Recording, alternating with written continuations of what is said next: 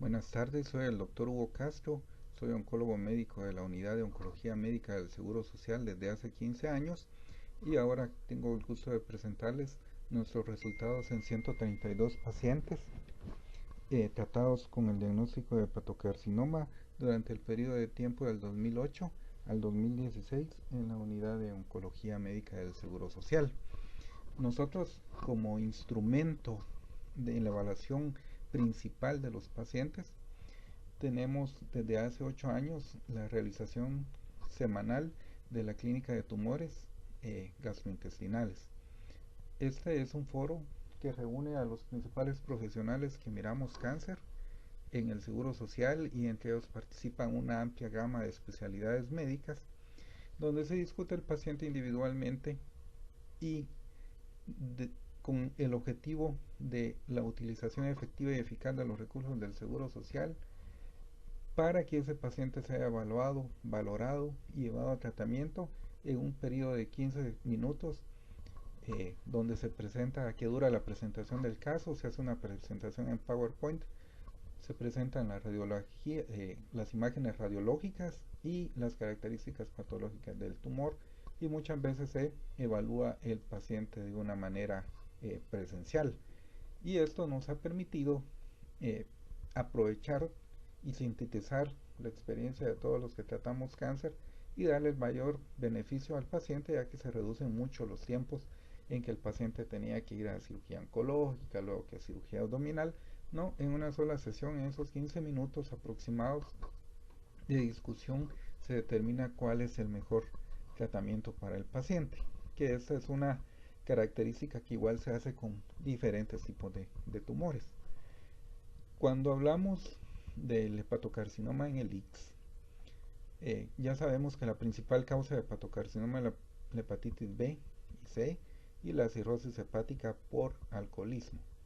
En Guatemala, hasta hace años fue que se introdujo la vacunación contra la hepatitis B desde la edad pediátrica, que es el principal modelo de prevención, y no contamos todavía con la posibilidad de realizar trasplante hepático.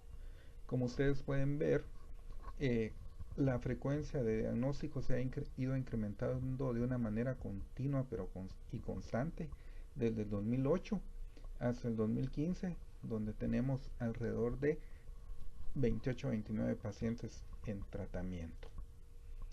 Eh, Nosotros hemos administrado un total de 357 meses de sorafenib. Un mes es el equivalente a un ciclo. El menor tiempo de aplicación es de un mes, y el mayor tiempo, el paciente que mayor tiempo lleva, son 51 meses de tratamiento. El 70% de los pacientes han suspendido el tratamiento por 2 meses seguidos por situaciones de desabastecimiento, y el tiempo promedio en que el paciente sea referido de la clínica periférica y que llega con nosotros a oncología médica lo hemos calculado en 5 meses, que a veces es un tiempo muy precioso y preciso para estos pacientes. El tratamiento más moderno con el que contamos aquí en Guatemala, al no tener trasplante hepático, es la quimioembolización transarterial, eh, que se practica como parte de los servicios contratados del Seguro Social.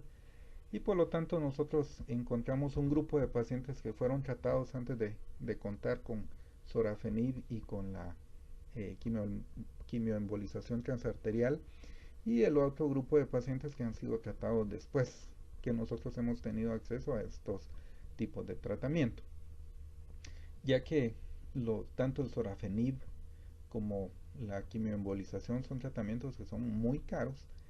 Se hace la evaluación completa eh, con los diferentes profesionales, y ahí se determina cuál es el paciente que verdaderamente se beneficiará de este tipo de tratamiento.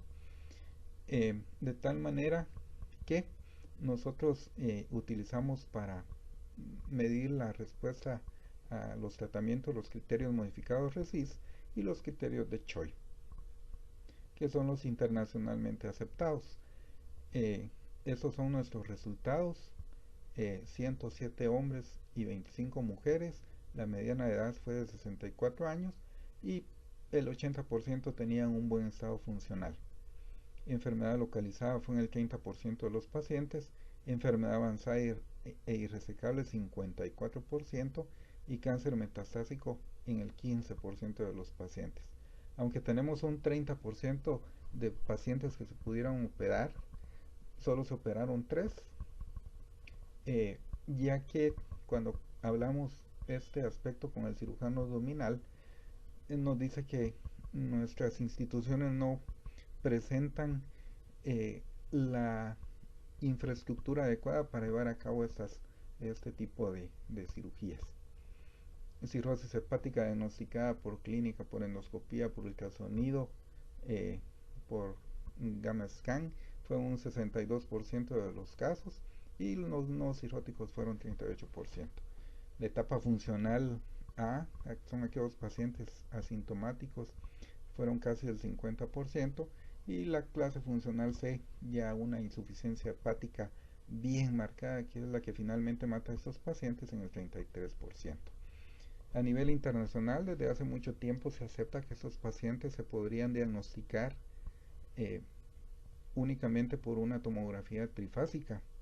Nosotros aquí en Guatemala, por aspectos administrativos y para tener bien documentado y que no se nos cuestione sobre la elección del tratamiento, desde hace 4 años se procura que todos los pacientes que vayan a ser sometidos a cualquier tratamiento de quimioterapia necesitamos tener el diagnóstico histológico. Y esa es una de las cosas que hacen diferente nuestro manejo a, a, a nivel de Guatemala sobre el resto de los países, porque nosotros seguimos pidiendo aún la histología. La media del tamaño del tumor fue de 11 centímetros, lo que hace suponer que los pacientes que son diagnosticados de hepatitis o de cirrosis no han tenido el seguimiento por ultrasonido de cada 6 meses, como se ha establecido en las guías de tratamiento que se debe hacer. Como les comentaba anteriormente, nosotros hemos dividido, encontramos 4 grupos de pacientes. El grupo 1 son aquellos pacientes que han sido inoperables y que son únicamente tributarios a la administración de sorafenib.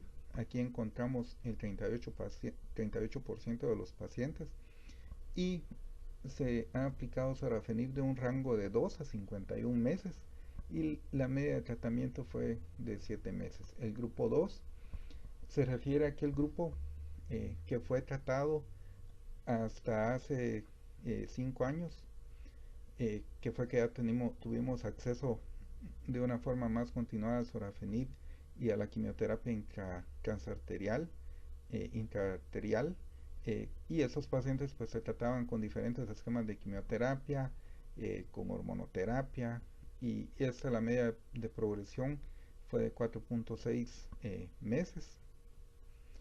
Y el grupo 3, que es el grupo que más hemos logrado incidir o impactar en la sobrevida, es aquellos pacientes que tienen tan buen estado funcional, tan buena reserva hepática, que además del sorafenib se les ha efectuado la quimioterapia transarterial con doxorubicina. Se realiza de 1 a 2 sesiones por pacientes y la media de progresión radiológica fue de 7.1 meses.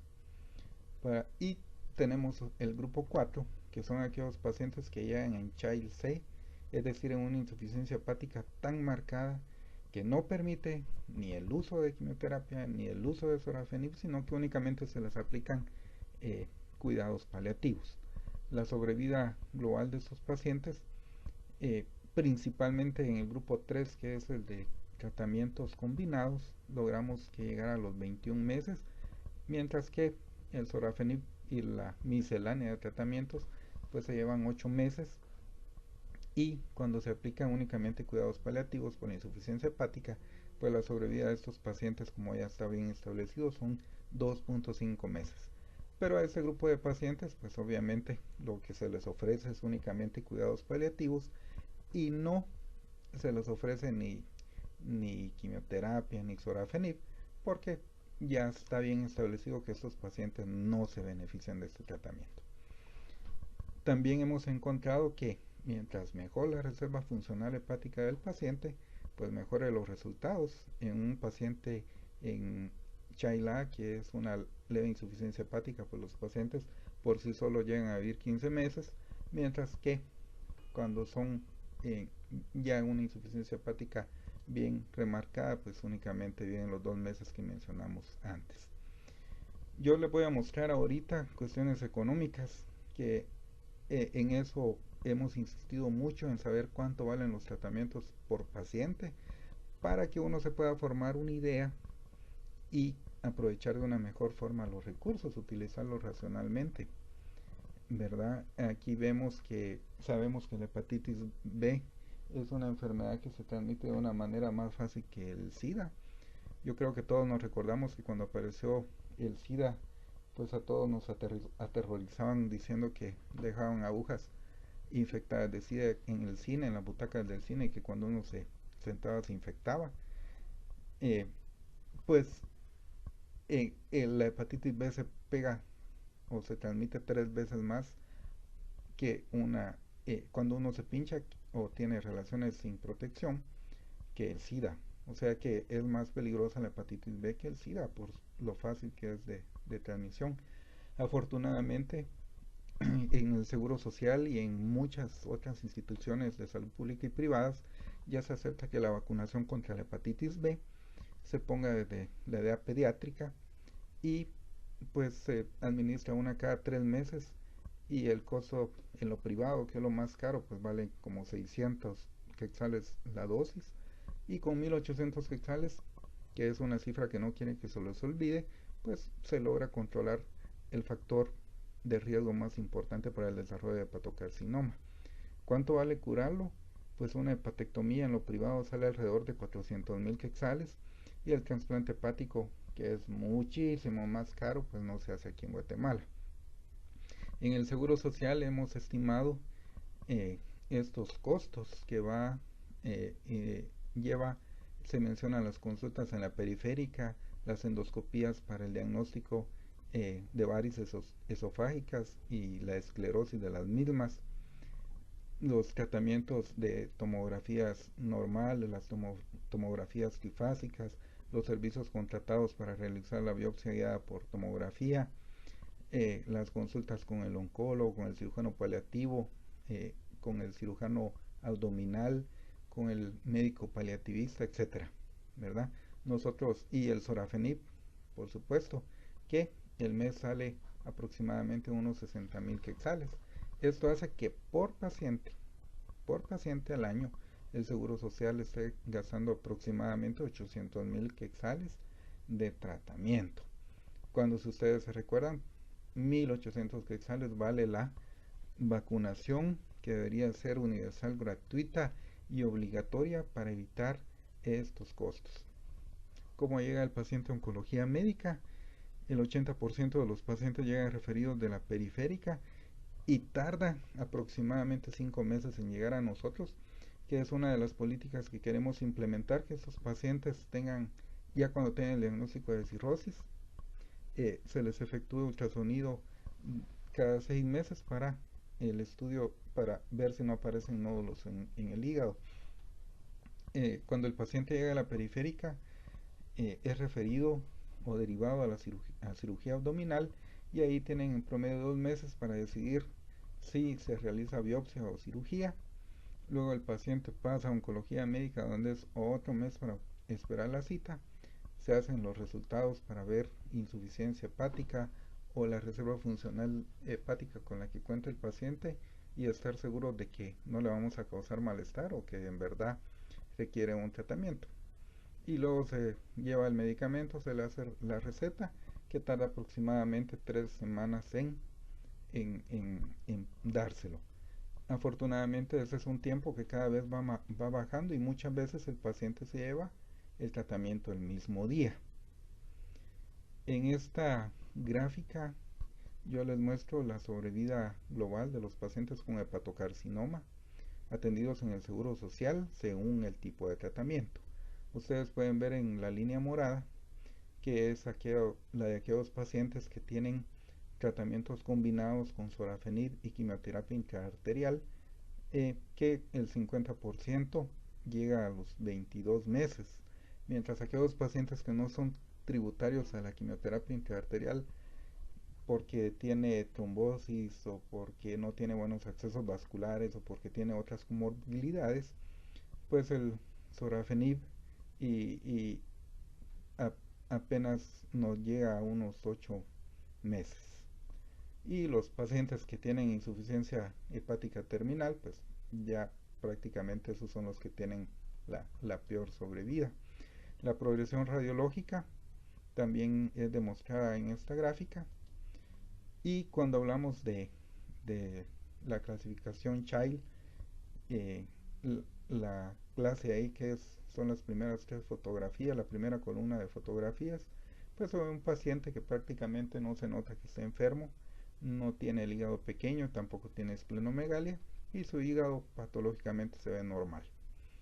Ya en una insuficiencia hepática C, pues se observa la citis, la hipoatrofia, la atrofia hipotenar, la hipertrofia de las parótidas y el hígado prácticamente eh, está lleno de cicatrices y funcionalmente la reserva es pobre. Porque es importante saber la clasificación Child del paciente antes de iniciar un tratamiento, pues ese es un factor pronóstico independiente, ¿verdad? Que mientras mejor reserva funcional tenga el paciente, pues mejores van a ser los resultados, independientemente si le ponemos sorafenib, tratamiento sistémico o el tratamiento combinado. Mientras que cuando ya es un Child C, pues se comienza a ver las diferentes curvas de sobrevida que van para la baja y cuando es un Child C, pues ya es cuestión como de meses. Y en base a estas curvas es que nosotros no damos tratamiento en los pacientes Child C y en los pacientes con Child B, pues se discute en la clínica de tumores y eso es donde más nos ha funcionado. Para dar una idea más clara de lo que ha pasado con 81 pacientes con cirrosis, los que tienen una clase funcional A, eh, los que reciben sorafenib tiene una sobrevida de 14 meses, los que recibieron quimioterapia de 9 meses y los que recibieron un tratamiento combinado de 24 meses. Casi nadie con CHILA o con reserva funcional hepática suficiente recibió cuidados paliativos de inicio, mientras aquellos pacientes con Child C, es decir, que su hígado ya no funciona, de los 22 pacientes recibieron tratamiento combinado, eh, es decir, recibieron tratamiento únicamente paliativo y 2 recibieron sorafenib y 5 recibieron otras quimioterapias, que esos pacientes correspondieron a la época antes de que utilizáramos la clínica de tumores de una manera constante. Esos son los pacientes sin cirrosis. También pueden ver que mientras mejor su reserva funcional, mejores los tratamientos. Mejores resultados alcanzamos con los tratamientos. Las conclusiones de este estudio es que el único tratamiento preventivo es la vacunación en la infancia y es deber de todos los que vemos oncología o que nos relacionamos con los pacientes el dar el plan educacional para que todos los de la casa de un paciente con diagnóstico de hepatocarcinoma se realicen las pruebas para ver si tienen hepatitis B. El único tratamiento curativo del hepatocarcinoma no cirrótico es la cirugía, pero no contamos con las instalaciones adecuadas. Esperamos que pronto, y sabemos que las autoridades han estado esforzando mucho en proporcionar infraestructura de calidad. El trasplante hepático es la única opción curativa para pacientes con cirrosis y hepatocarcinoma, que hasta donde sabemos ya hay un grupo de profesionales entrenados aquí en Guatemala, entrenados en el extranjero, y que ya están los aspectos técnicos cubiertos. Más bien falta la infraestructura. También sabemos que la combinación de tratamientos con la quimioterapia intraarterial y el sorafenib es lo que mejor ha dado resultados y estos son los casos que deben discutirse en la clínica de tumores para proporcionar el mejor tratamiento y para descartar a aquellos pacientes que por sus comorbilidades o por las características propias del tumor no se puedan ir a la quimioembolización. Nosotros hemos sido estrictos en los últimos años en la selección de pacientes que utilizan sorafenib. Hepatocarcinomas no resecable, Child-Pugh A, con o sin cirrosis. Los pacientes con Child-Pugh B tienen que discutirse en la clínica de tumores para decir cuál es el mejor tratamiento, y los pacientes en una clase funcional C únicamente van a cuidados paliativos. Las épocas de desabastecimiento en el ICS colabora a que los resultados no sean mejores, que esto es algo muy importante y que se ha estado trabajando para que no suceda. Y el tratamiento del paciente con hepatocarcinoma debe ser integral, tanto a nivel de nutrición, cuidados paliativos, trabajo social, etc. Eh, y eso es todo lo que les traía en esta oportunidad. Si tienen alguna duda, les dejo el correo para que se puedan comunicar, y espero que eh, esta pequeña aporte colabore con la experiencia que tenemos aquí en Guatemala, donde pocas veces se hacen estudios de este tipo para saber dónde estamos y qué resultados estamos teniendo.